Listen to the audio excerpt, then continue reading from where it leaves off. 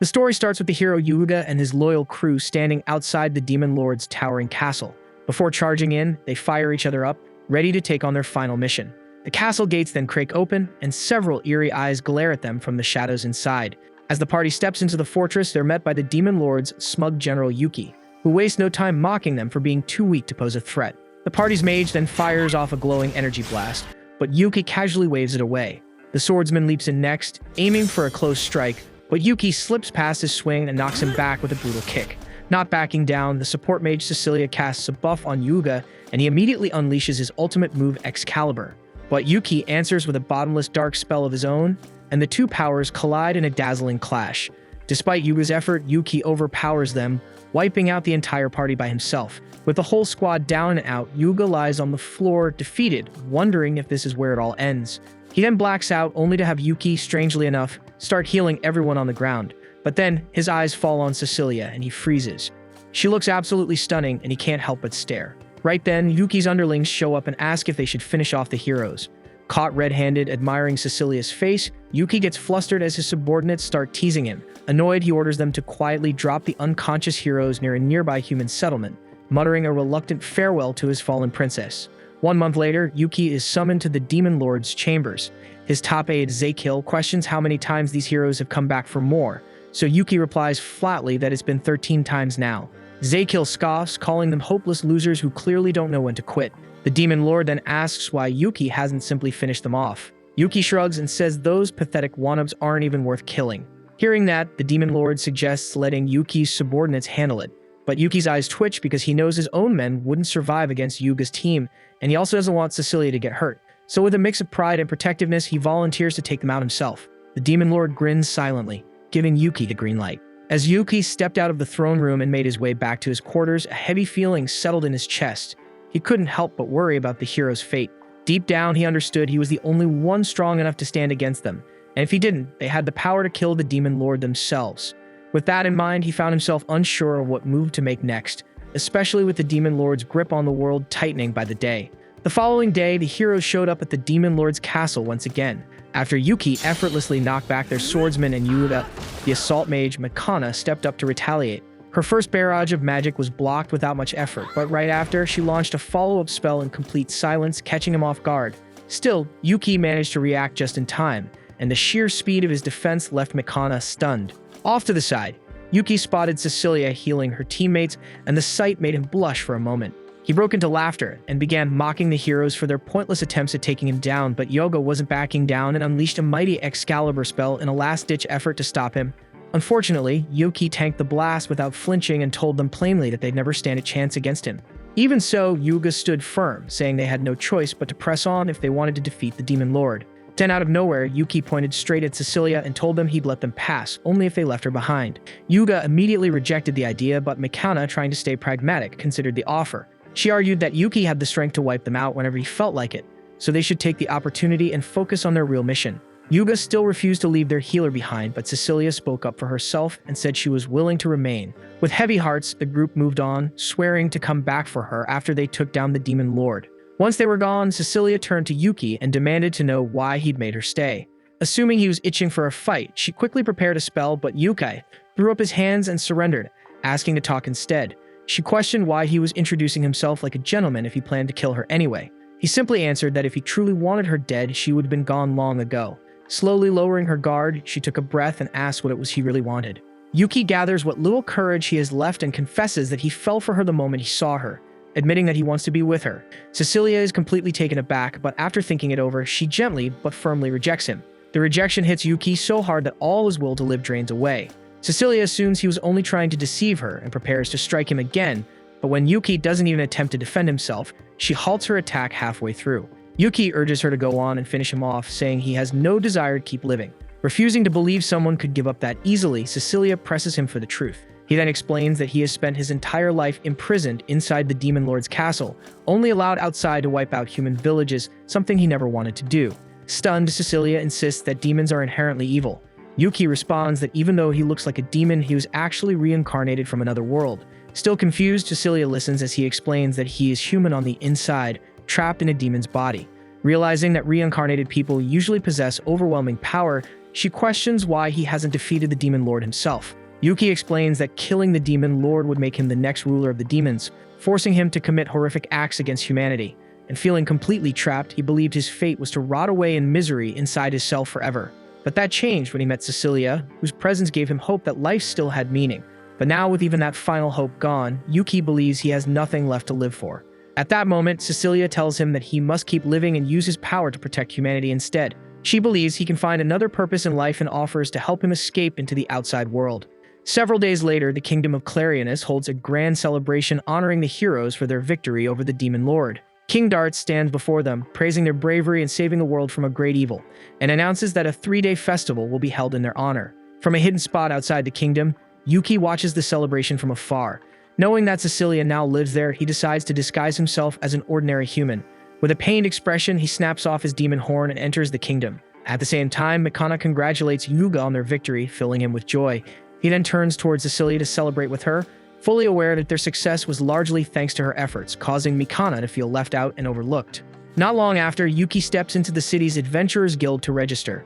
The lazy receptionist Kramen lets out a sigh and lazily pulls out a registration form. Once Yuki signs it, Kramen hands over a fresh guild card and explains the basics. He'll start off as an F-rank adventurer, the lowest of the ranks, with S being the highest. He mentions that Yuki can climb the ranks by completing missions, but warns him that it usually takes at least a month just to reach E rank. Before letting him go, Kramen tells him not to lose the card and offers a half-hearted good luck. After that, Yuki takes on a flurry of missions and manages to earn enough coin to rent a room at an inn. A week later, he returns to the guild, where the place is buzzing with rumors about a newbie climbing ranks at lightning speed. While that's going on, Yuki heads to the counter and asks Kramen for more commissions. Kramen, clearly not in the mood for paperwork, snaps at him to go ask the cute receptionist next to him instead. But Yuki flat out refuses, saying he'd rather deal with Kramen instead. Brushing it off, Kramen suddenly eyes Yuki and asks him who he really is. He knows damn well that no average guy jumps from F to D rank in just a week. Yuki plays dumb, but Kramen just says he can't accuse him of anything since he technically hasn't broken any rules. Right then, a girl wearing a hood walks into the guild and demands that Kramen cancel all of Yuki's pending quests. Yuki turns to see who it is and instantly recognizes Cecilia. Kramen, caught off guard, wonders what the hero priestess is doing in the guild, but she quickly hushes him and then invites Yuki to come with her for a private talk at her place. While they're riding in Cecilia's carriage, Yuki can't help but wonder why a girl just took him home. When they arrive at her estate, one of the guards spots Yuki stepping out and immediately gets suspicious. He points a spear at him and demands to know what he's doing with Cecilia. But before anything escalates, she steps down and tells the guard that Yuki is a friend. Another guard comes over and pulls the first one back, and Cecilia leads Yuki inside to sit down for tea. Once there, she apologizes for not finding him sooner, but Yuki doesn't mind. He asks how she even managed to track him down in a city this huge, and she tells him it wasn't hard because he's gotten pretty famous after rocketing up to D rank in just a few days. Then out of nowhere, she asks him to quit the Adventurers Guild, completely throwing him off. She goes on to explain that after Yuga beat the Demon Lord, the other nations have started waging proxy wars to seize power. She also tells Yuki that Yuga's already being courted by world leaders, offered money, women, and more power than he could ever wish for. Even though Yuki can't help but feel a little jealous of the hero, he also realizes the guy's just a pawn in the hands of greedy nations. Cecilia warns him that with power like his, he'll attract the same kind of attention, maybe even worse. And since he's stronger than the hero, she's genuinely afraid someone might try to use his strength to conquer the world. Yuki gets where she's coming from, but he still jokes that power doesn't pay rent. Cecilia offers to hire him herself, but admits she can't afford someone of his caliber. She pleads with him anyway, only for Yuki to suddenly ask her to lift her head. Then, with way too much confidence, he says even if the world's most beautiful woman threw herself at him, he'd still turn her down because his heart only belongs to her. That makes Cecilia burst into laughter, while Yuki instantly regrets going that hard with his words. A moment later, Cecilia's mother, Celia, enters the room. She apologizes for the way her guard acted and sends her maid, Sophia, to handle the situation. And once Sophia leaves, Celia casually mentions that Cecilia is already getting a ton of marriage proposals. Yuki's eyes widen, especially when he finds out that even Yuga confessed to her, but Cecilia quickly assures him that she rejected the hero flat out. Seeing how red Yuki's face turns, Celia teases him a little and bluntly asks if he has feelings for her daughter. Then she gets straight to the point, asking if he's interested in marrying Cecilia. Caught completely off guard, Yuki wonders if this is some kind of trick question, but Celia insists on a direct answer. He shakes his head and tells her that Cecilia already turned him down once. He explains he's working hard as an adventurer so that one day he'll be able to propose properly. Celia raises an eyebrow and asks if he's really turning down such a generous offer. But Yuki stands firm, saying he'll always respect Cecilia's wishes. That finally earns her approval, and she admits it was a test to see if he'd drool over the opportunity like some desperate lowlife. And since he didn't, she tells him he's welcome to visit their house anytime. Later, Cecilia tells Yuki that her mom might actually like him, and although the idea kind of stresses him out, he's grateful for the chance he got. He then asks if it's okay to start calling her by her first name. She agrees and even calls him by his name. Overwhelmed, Yuki lets out a loud cheer, feeling like he just inched a little closer to winning her heart. The following morning, Yuki tracks down a cockatrice as part of his quest and effortlessly weaves past every beam it fires his way. The more he dodges, the angrier the creature becomes, relentlessly charging at him in frustration. But the moment it gets close, Yuki casts a high-powered thunderbolt that fries the monstrous bird on the spot. He then plucks every single feather from its body to wrap up the mission. Right then, a Dullahan appears, and just moments later, a harpy dive bombs from above, launching an attack on Yuki. Then a second boy rushes in to join the assault, forcing Yuki to shout and remind them all that he used to be their leader. When they finally recognize that the boy is actually Yuki in disguise, Duke demands to know why he disappeared after the Demon Lord died. The others are just as confused, prompting Yuki to finally explain why he left so suddenly. He starts by proudly revealing that he confessed to Cecilia and got brutally turned down. Then, he tells them that he's now living as a human adventurer. All three demons are stunned, but Yoke quickly tells them they're free to live their lives without him. But none of them are willing to walk away from their former master. They're way too curious about the girl who drove him to quit his old life. Yuki insists they stay behind, warning them about the headaches of hiding their identities with convincing disguises, but none of them back off. Eventually, Yuki gives in and agrees to let them tag along. He removes their demonic traits one by one, but when Cecilia learns that Yuki went as far as to pluck every feather off the poor harpy, she completely lays into him for being a heartless jerk. Yuki admits he messed up and apologizes, much to the demons' amusement as they watch him get chewed out. Later, Cecilia invites everyone into her home for some tea. She's surprised by how well all three demons manage to blend in with human appearances. Duke explains that he reattached his head to his armor, while Seek the Pixie and Happiness the Harpy ditched their most noticeable traits to blend into society. He also tells Cecilia that Yuki was the real reason their group was so relaxed and chaotic. Back at the Demon Lord's castle, Zakiel would constantly pressure Yuki to work, but Yuki always locked himself in his room and flat out refused, driving the Demon Lord up the wall. At one point, Duke thought it'd be smart to punish him, but ended up getting his head blown off for the trouble. Since then, he's been loyal to Yuki ever since, and Cecilia finally understands how much the demons respect him. Right then, Yuki notices the other two demons are nowhere to be found. Knowing they can't risk being spotted, the group quickly sets off to track down the missing misfits. As they pass through the mansion's courtyard, they find Seek curled up and napping on Celia's lap. Yuki immediately apologizes for whatever trouble his friend might cause, but Celia brushes it off with a smile. She explains that she'd just been quietly watching Seek while he played alone, and he eventually dozed off from exhaustion. Yuki nods in understanding, but then asks where Happiness went, since she was supposed to be with Seek. That's when Celia drops the surprise that Sophia had already found her and took her in to train her as a maid. The whole gang rushes back inside and confronts Sophia, demanding to know why she abducted their innocent friend. Once Sophia realizes Happiness is with Yuki, she admits that she was expecting a new maid today and just assumed Happiness was the one. Yuki apologizes for the mix-up and tells Happiness to go ahead and change out of the outfit, but for some reason, she flat out refuses. Instead, she turns to Sophia and asks if she can just keep the job, leaving everyone frozen in disbelief. In the end, the group congratulates Happiness on landing her new gig. As they get ready to head out, Celia kindly tells the demons they're welcome to visit anytime. Then she sneaks up beside Yuki and quietly whispers that Cecilia has a day off coming soon, hinting that he should take her out. Grinning like a fool, Yuki eagerly agrees, thrilled that the parents are finally giving him the green light for a real date. The following morning, he waits patiently at their meeting spot. Soon enough, a carriage rolls in and Cecilia steps out wearing a charming disguise. Yuki stares at her, stunned, until she nervously asks if something's wrong. He quickly explains that her glasses just completely threw him off, so she reminds him that she has to stay hidden. After all, everyone in the city knows her face. She apologizes for dragging him into all this trouble, but Yuki just shakes his head and promises he'll make this their best day yet. The two of them then wander through the lively streets together.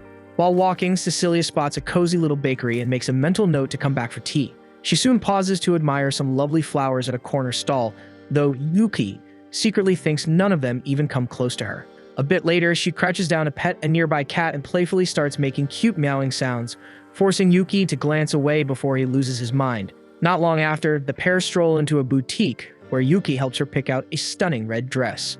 After that, Cecilia thanks Yuki for spending the day with her, saying she finally feels refreshed from her usual exhausting routine. Caught off guard, he's genuinely glad that his presence helped ease her stress. Wanting to make the outing a little more memorable, he brings her to a small accessory shop to buy her a little gift. Not far off, Yuga is also strolling around the city with Mikana, both of them disguised. The moment he spots Cecilia, Yuga instantly calls out, but Mikana quickly shuts him up, trying to keep their cover intact. Still, Yuga strolls right up to Cecilia, casually asking what she's doing out here. He tells her he's just out exploring the town with Mikana and casually invites her to tag along, completely ignoring Yuki like he doesn't even exist. Cecilia tries to point out that she's actually spending time with Yuki, so Yuga reluctantly agrees to let him come too. Then without waiting, he grabs Cecilia and drags her off toward the accessories store, leaving Mikana visibly annoyed that her first real date just got hijacked. She turns to Yuki and bluntly asks if he's on a date with Cecilia too. When he nods, Mikana immediately orders him to seduce Cecilia, hoping he'll finally shift Yuga's attention back to her. While Yuki's brain starts to overheat, thinking Mikana's being supportive, she snaps him out of it by flat out calling him a pathetic eyesore. She storms into the store, leaving Yuki standing there, wondering if Yuga's still trying to flirt with Cecilia even after she turned down his marriage proposal. Fueled by frustration and jealousy, Yuki heads in, dead set on protecting the girl he loves. Once inside, he gently asks Cecilia if she'd like a gift. She hesitates, not wanting to trouble him, but Yuki insists that he wants to make the day feel special for her. Just then, Yuga notices Yuki talking to her and immediately barges in without a shred of manners. While Yuga goes off to get something flashy, Yuki quietly picks out a lovely necklace and gives it to Cecilia. She's delighted by the pretty pendant, clearly touched by the gesture, but the moment doesn't last. Yuga barges back in, flashing the most expensive item in the shop, thinking it'll win her over, but barely gets a glance. Then, without asking, he snatches her hat off and tries to force the accessory onto her, completely blowing her cover. In a flash, the entire store realizes who she is, and a massive crowd swarms them. Yuki gets shoved aside like garbage while the mob rushes Cecilia and sweeps her out of the store. Scraping himself off the floor, Yuki tries to chase after them, only to stumble into another hero getting mobbed by a horde of fangirls. Spotting Levin, the swordsman from Yuga's team, Yuki pauses, unsure if he should step in. Thinking fast, he suddenly points off in a random direction and shouts like he just saw the hero nearby. The starry-eyed girls immediately bolt after the imaginary sighting, leaving Levin behind. With the coast clear, Yuki grabs Levin and pulls him into a secluded alley since the knight still hasn't said a word. Noticing the silence, Yuki wonders if Levin simply doesn't feel like talking. Just as he turns to walk off, Levin finally calls out in a hesitant voice, clearly embarrassed. Hearing the soft tone, Yuki starts to wonder if the charming knight is insecure about how he sounds. Levin quietly nods and asks if his voice comes off as unmanly. But Yuki doesn't laugh or judge. He tells him straight that everyone's got something they're not too proud of. Caught off guard by the kindness, Levin stares at him while Yuki starts scanning the street for Cecilia. Touched by his thoughtfulness, Levin shyly asks if Yuki would be interested in being his friend. The sudden offer catches Yuki off guard, and just as Levin starts doubting himself, Yuki accepts with a smile before quickly turning back to search for his missing date.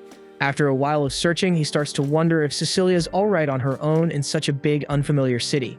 On the other side of town, Cecilia is also looking for him when she comes across a lost little boy. She heals a cut on his knee and asks where his parents are. The boy starts tearing up, saying he lost his mom. His cries echo just enough for Yuki to hear from nearby, and he rushes over, stepping in like some wannabe hero. Cecilia blinks in surprise, but immediately scolds him for making promises he can't keep.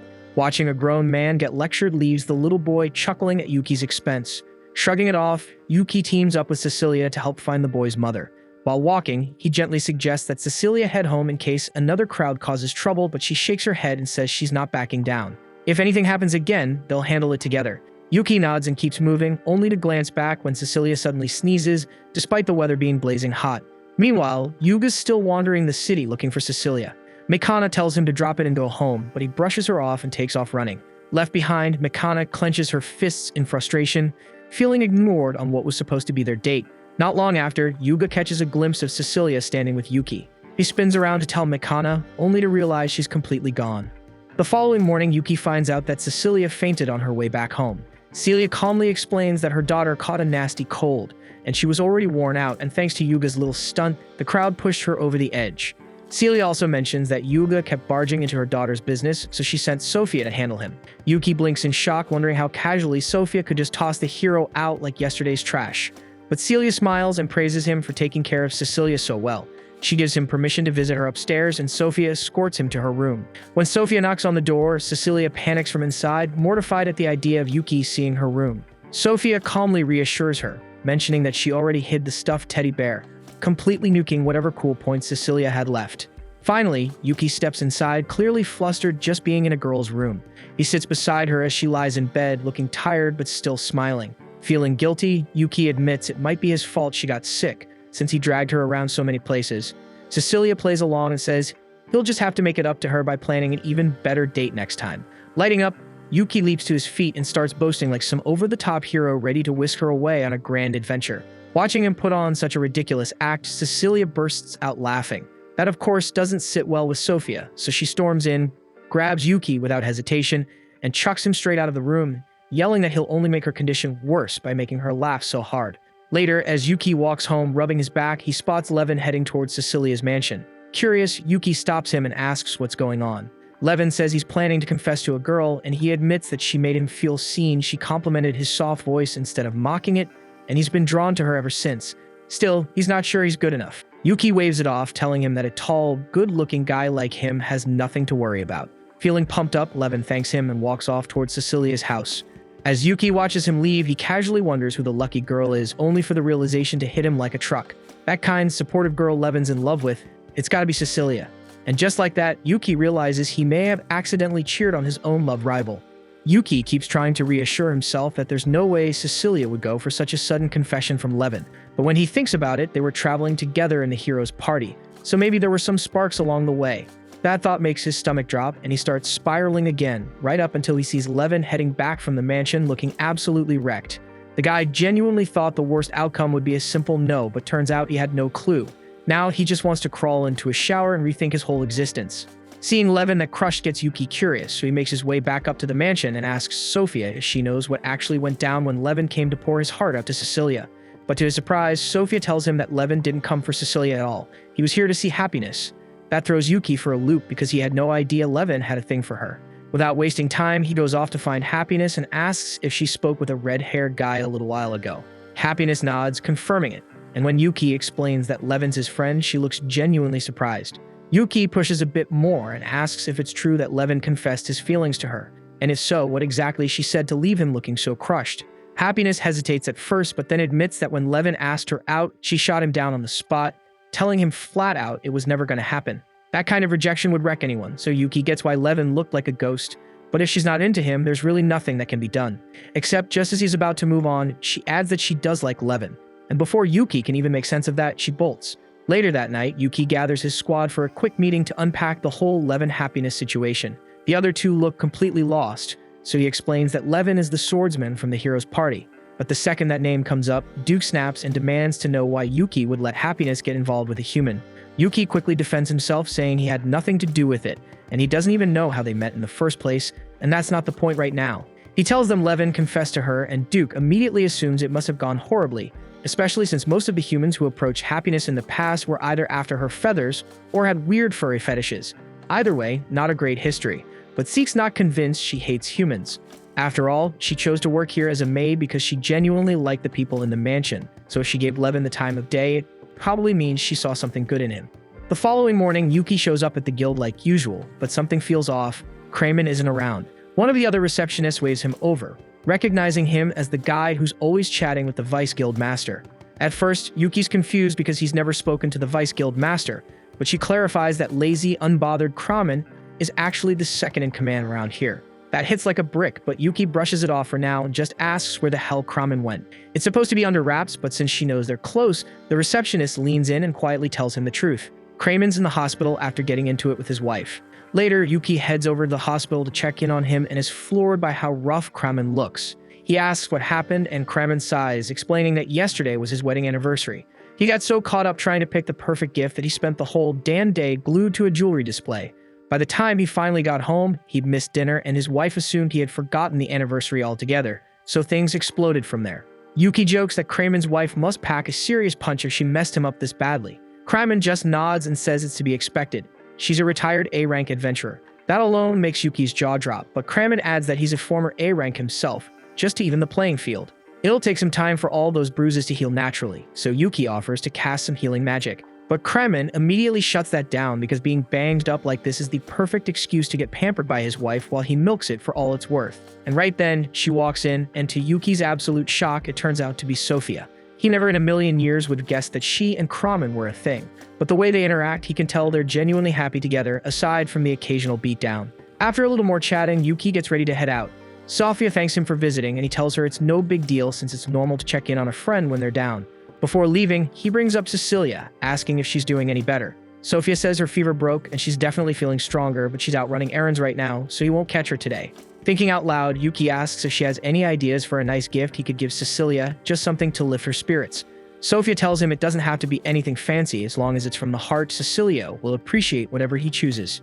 Yuki thanks her for the advice and steps out of the hospital, but as he strolls down the street, his mind drifts off, daydreaming about what life might be like if he and Cecilia ever ended up married.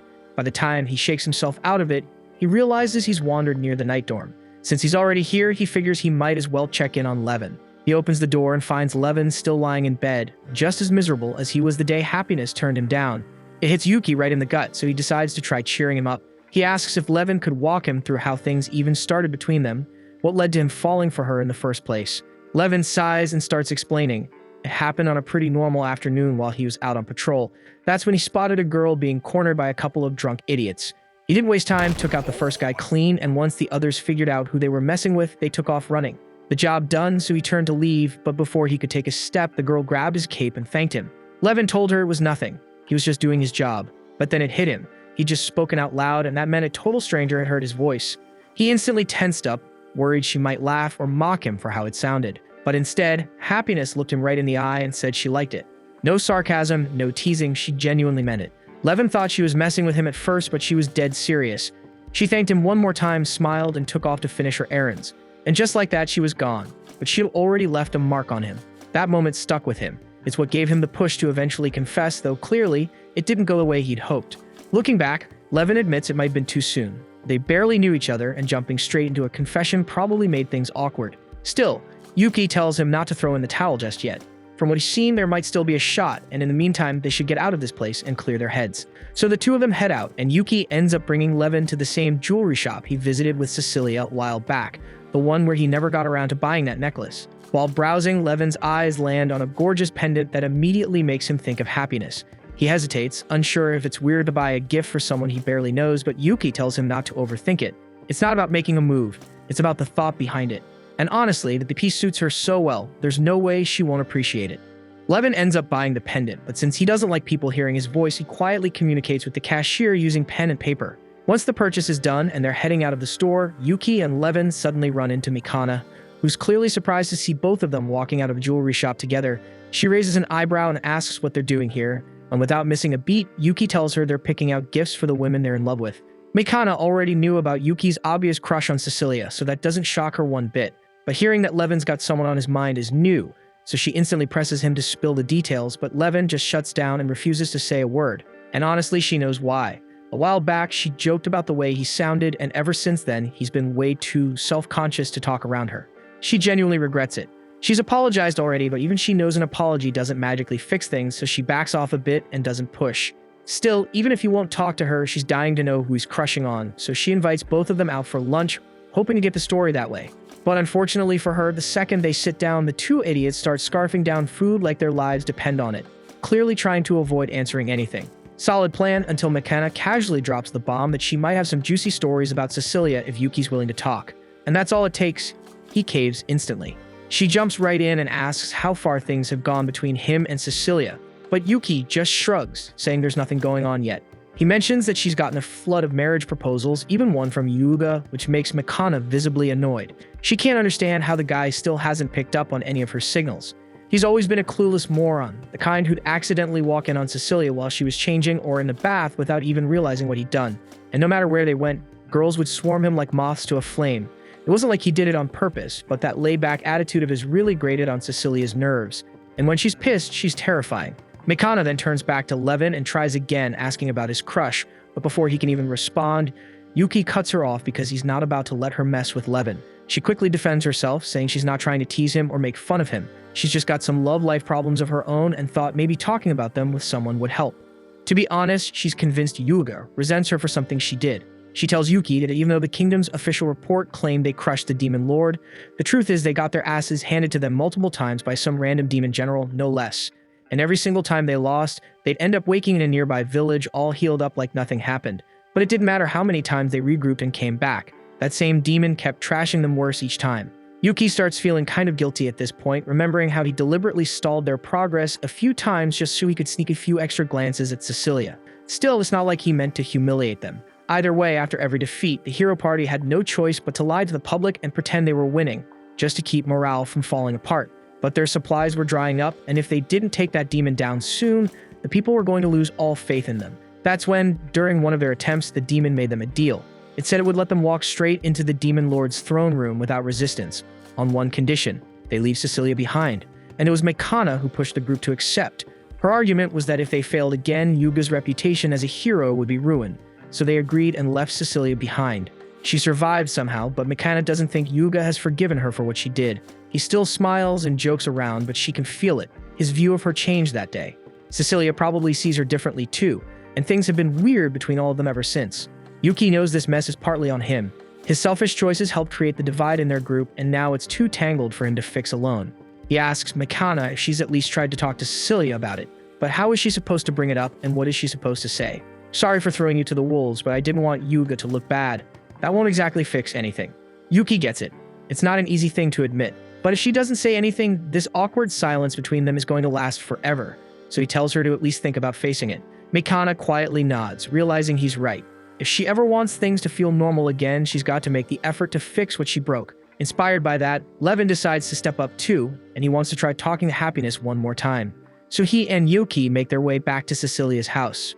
When they find her, Levin quietly apologizes for dumping his feelings on her so suddenly last time. Then he hands her a pendant he bought and asks if maybe they could start off as just friends. Happiness smiles and likes the sound of that. A couple of days slide by and Yuki's practically on his deathbed just from not seeing Cecilia for nearly a week. Ever since she recovered, she's been out nonstop, going from house to house, healing the sick and patching up the wounded across the village. The rest of the hero crew hasn't had a second to breathe either. Levin's busy running the night patrols, Mekana's drowning in royal mage duties, and Yuga's off juggling monster hunts and peace talks. Meanwhile, Yuki has done absolutely nothing but sulk in silence. That's when a miracle knocks on his front door, literally. It's Happiness, and she's got a message from the heavens. Well, technically from Cecilia, but close enough. She says Cecilia's finally heading back home this afternoon, which means Yuki gets to see her again at last. He's over the moon since this is his golden chance to give her that necklace he's been holding on to since the last time he missed his shot. So he heads out, hyped and hopeful, until a random old hag running a fortune-telling stall stops him mid-step and blurts out that he's gonna have the worst luck ever today. Should've been a red flag, but Yuki laughs it off, calls it a scam in his head and keeps walking, since he's on his way to see Cecilia, so what the hell could go wrong? First stop, the bakery. He wants to bring her something sweet, so he swings by to grab some cupcakes. Only problem is, the usual lady's off today and had her beefy brother cover for her, and this dude's taking his temporary job like he's running a Michelin-starred war zone. The vibe's awkward as hell, so Yuki just grabs a few cupcakes and bounces. But halfway down the road, he notices the damn things are squashed flat, thanks to Mr. Muscle's death grip, but thankfully they still taste fine. But that's just the start. On his way to Cecilia's place, Yuki bumps shoulders with a walking brick of a man, nearly plants his foot in a fresh pile of dog crap, and gets blindsided by some little kid who drops his meat skewer right in the dirt. Yuki could have shrugged and walked off, but no, he's too nice for his own good. He ends up buying the kid a replacement just to stop the waterworks, even though it wasn't even his fault. Up to this point, it's all just been dumb little setbacks, but the universe isn't done yet, because not 2 steps later, some random punk slips by and swipes Yuki's wallet clean. A lot of guys would just call it a loss and move on, but not Yuki. That's his hard-earned cash, and he's not about to let some thief run off with it. So he taps into his power, chases the dude down, and beats the brakes off him. Totally deserved, but the only issue is Yuga rolls up just in time to catch Yuki mid-beat down, looking like he's mugging some poor soul in broad daylight. Yuki tries to set the record straight and explain it's all just a big misunderstanding, but Yoga isn't having it. Instead of listening, he starts swinging, trying to force Yuki to give up without a fight. Now, Yuki could absolutely mop the floor with him if he wanted to, but doing that would blow his cover as an ordinary guy, so instead he makes a run for it. Problem is, he doesn't get far as his path gets cut off by a squad of knights, and punching his way out would just make things worse down the road. Left with no better option, Yuki throws in the towel and surrenders. They toss him in jail for a crime he didn't even commit, and at this point, he's starting to wonder if that crazy old fortune lady actually knew what she was talking about. Still, it's not a total disaster because he's got people in his corner. Not long after, Duke swings by to check in on him. Turns out Duke got scouted by the Royal Knights just a few days ago, and he thinks it's hilarious that Yuki's already found himself in such a ridiculous mess. Yuki insists he didn't do anything wrong, but Duke already figured as much. He tells him not to stress because Levin caught wind of the situation and is digging into it as they speak, so it's only a matter of time before it all gets cleared up. Right then, another knight named Irene shows up and gives Yuki the news. He's officially in the clear and free to go. Yuki breathes a huge sigh of relief, but then she drops something unexpected. Apparently, Yuga wants to meet up with him to apologize, which is the last thing Yuki thought he'd hear today. Later that day, the two of them sit down at a restaurant and Yuga is genuinely apologetic for the whole mess. To make it up to him, he offers to treat him to a proper meal. Yuki is kind of stunned by how sincere and pure the guy seems. There's no trace of bad blood or shady intent, so he accepts the offer. After they finish eating, Yuga tries to strike up some casual conversation. He admits he had no idea Yuki was on good terms with Levin, and even though he didn't recognize him right away, now that they've talked a bit, he realizes that Yuki is the same guy he spotted with Cecilia the other day. So naturally, he asks about their relationship. Yuki keeps it cool and simply replies that the two of them are just friends for now. That clearly puts Yuga at ease, but then he says he wants to ask a favor. He wants tips on how to get along with Cecilia. And honestly, that's the last topic Yuki wants to touch with this guy. He tells Yuga that he and Cecilia only recently became close, so if he's serious about learning how to connect with her, he should probably talk to someone who's known her for way longer, like Mikana. But Yuga quickly shuts that down, saying Mikana probably hates Cecilia's guts, so asking her is out of the question. Yuki's stunned to hear that and immediately asks if Mikana actually said that to Yuga's face, but Yuga admits that she didn't, and he just knows she doesn't like Cecilia. He explains that during the final battle, it was Mikana who convinced the others to leave Cecilia behind, and there's no way she would have done that if she didn't hate her. But Yuki doesn't think that's a fair assumption, especially since Yuga never even talked to her about it. He tells him that Mikana was just as wrecked as the rest of them over what happened. She cried the entire time. But Yuga fires back, asking how the hell Yuki would even know that considering he wasn't there. Now Yuki does know because he was there. He was the demon that day. But since he obviously can't just drop that bomb, he tells Yuga that Mikana told him. Still, he can't bring himself to believe that Mikana wasn't to blame, because if she's not, then that would mean he was. That he was the one who failed Cecilia. And if that's true, then he's not sure he could ever forgive himself. Yuki doesn't sugarcoat it. He tells Yuga to quit deflecting and stop dumping the blame on his friends. Because if he can't even own up to his own mistakes, then he's got no right calling himself a hero. That hits Yuga hard, so hard that he suddenly breaks down crying. Yuki immediately wonders if he maybe went a bit too far yelling at him, but turns out the message actually got through. Yuki's words helped Yuga realize just how badly he messed up. Mikana's been his ride or die since they were kids.